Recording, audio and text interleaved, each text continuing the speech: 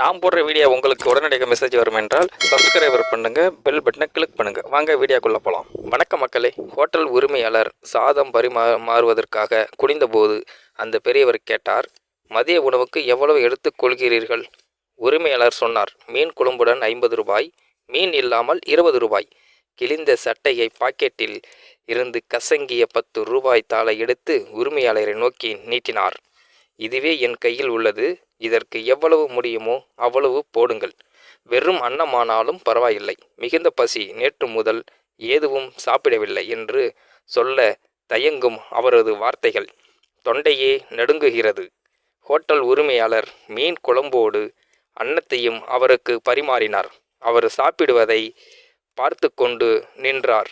அவர் கண்ணில் இருந்து கண்ணீர் மெலிதாக கசிந்தன. நீ ஏன் அழுகிறாய்?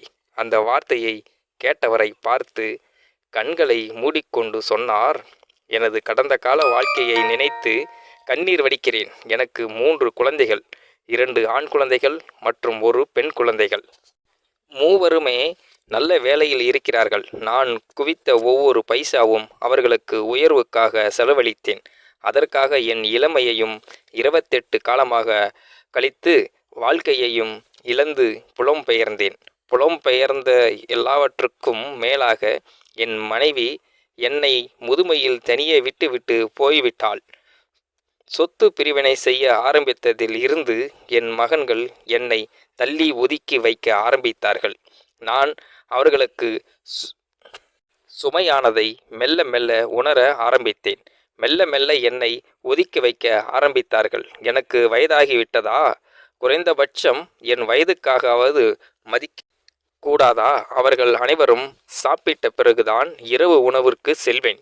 அப்படியும் அப்போதும் திட்டுவதும் கூச்சலிடுவதும் தவறவில்லை. சாப்பாடு கண்ணீருடன் உப்பு கலந்திருந்தது. பேர குழந்தைகள் என்னிடம் பேசுவதே இல்லை. பார்த்தால் அப்பா அம்மா அடித்து விடுவார்களோ என்ற பயத்தில் அதே வேதனை.